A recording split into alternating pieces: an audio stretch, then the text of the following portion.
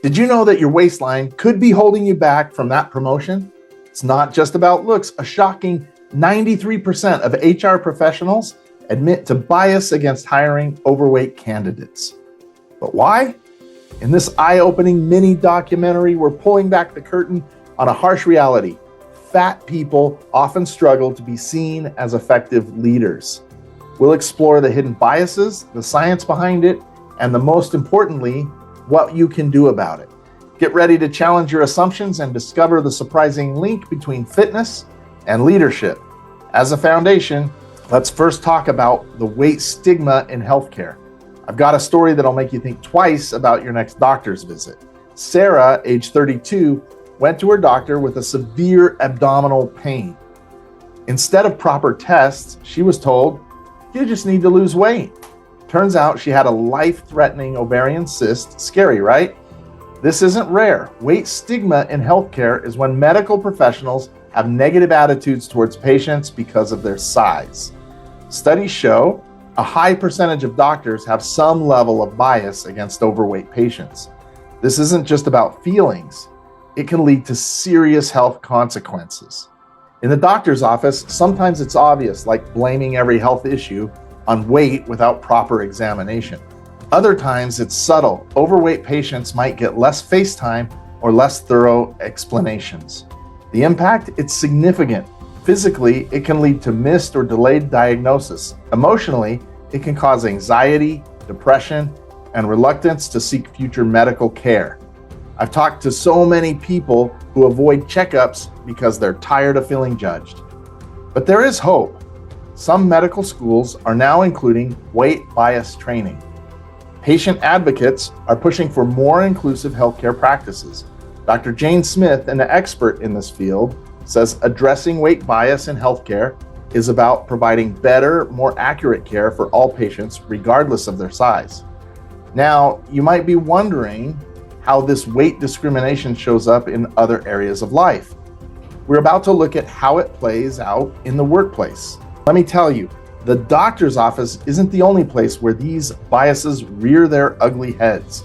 Let's dive into when your waistline affects your bottom line. Ever felt like you were passed over for a promotion and couldn't figure out why? Here's a shocking stat. Studies show that people considered overweight earn up to 6% less than their thinner counterparts, even when doing the exact same job.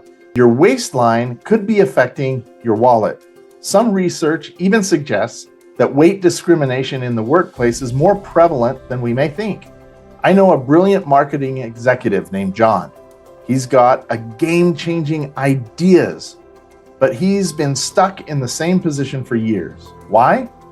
He overheard his boss say that he doesn't look the part for leadership. Ouch, right? Now, you might be wondering, isn't that illegal? Well, here's the kicker. In most places, it's not. Unlike race, gender, or disability, weight isn't a protected characteristic in most anti-discrimination laws. Only a handful of cities and one state, Michigan, have laws specifically protecting against weight discrimination. This kind of bias doesn't just hurt individuals, it affects the whole workplace. It creates a culture where people are more focused on their appearance than their performance. I've seen talented folks turn down great opportunities because they're afraid of being judged. But don't lose hope. Some trailblazers are proving that size doesn't determine success. There are leaders out there who've overcome this bias and risen to the top. Some companies are starting to recognize the value of diversity in all forms, including body size. So, are there successful leaders who've conquered the weight bias? You bet there are. And in our next segment, we're going to meet some of them. But first, let me throw you a curveball. What if I told you that being fat doesn't necessarily mean being healthy? Stick around because we're about to challenge everything you think you know about fitness and leadership. We're about to challenge one of the biggest myths in health and leadership. Remember when I mentioned that being fat doesn't necessarily mean being unhealthy? Well, let's dive into some research that might surprise you. Ever heard of metabolically healthy obesity? It's a concept that's making waves in the health world. Some people can be overweight but still have healthy blood pressure, cholesterol, and blood sugar levels. In fact, over half of women classified as obese report high fitness levels. As your friendly neighborhood healthcare advocate, I'm here to tell you that the scale doesn't always paint the full picture. Now, there's a bit of a debate in the scientific community. Some health professionals argue that fitness is more important than fatness when it comes to overall health. Others maintain that excess weight always carries risks. It's like watching a scientific tennis match, and we've got front row seats. Here's something interesting. Research shows that being active can make a huge difference regardless of your size. I'm not talking about becoming an Olympic athlete overnight. Even regular walks or swimming can significantly improve your health. And let's not forget about the importance of a balanced diet. It's all about nourishing your body with good stuff. Now, let's talk about BMI for a second. While it's commonly used, it's not the ultimate health indicator. It doesn't account for muscle mass or fat distribution. This means that someone with a lot of muscle could be classified as obese by BMI standards. So what does this mean for leadership? Can you be both overweight and a strong leader? The latest research suggests it's more about your overall lifestyle and health than the number on the scale. It's about having the energy to inspire your team, the stamina for tough projects, and the confidence to stand up and be heard. If being fat isn't inherently unhealthy, why do we still struggle with this bias? Well, vitality enthusiasts, that's exactly what we're going to explore next. We're about to dig into the psychology behind our perceptions of weight and leadership. I want to talk about rewiring our brains, overcoming internalized weight bias. Do you know that nearly half of adults would rather give up a year of life than be obese? That's pretty eye-opening, right? It shows how deep our societal attitudes are about weight. We often internalize these biases without even realizing it. It's like we've got this little voice in our head telling us that being overweight means being less capable or worthy. But here's the thing, those thoughts aren't really ours. They're a product of the world we live in. Think about the last time you saw a larger body portrayed positively in the media. Not often, right? We're constantly bombarded with images of thin people as successful and happy, while larger folks are often sidelined or made fun of. It's no wonder these messages seep into our subconscious.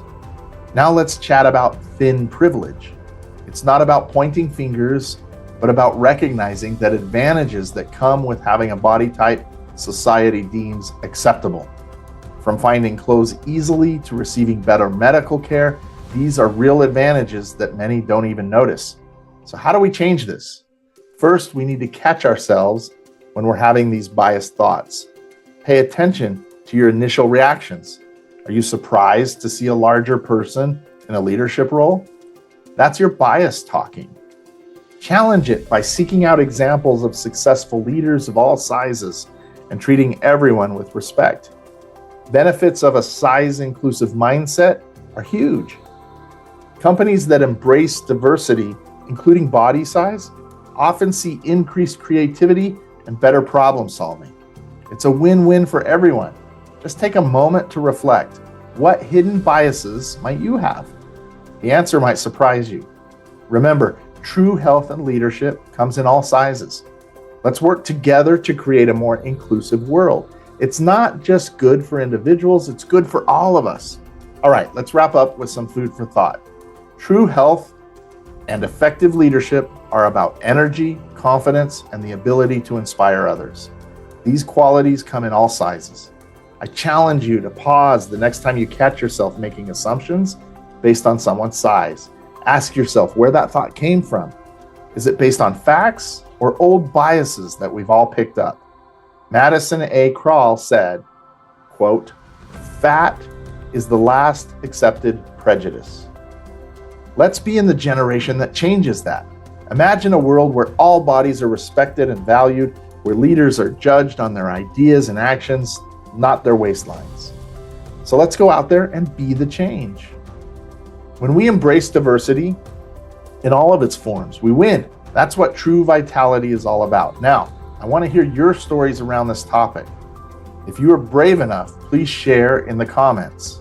This thing is a double-edged sword. On one hand, accepting unhealthy fat and just saying, take me as I am, stops your personal progress and your desire to be healthy. We should be striving for more vitality and health. But on the other hand, no one can just look at another person and know for sure what their health is and where their vitality is, no matter what their size. I want to hear what you think. Let's break the internet commenting on this one. I can't wait to hear from you.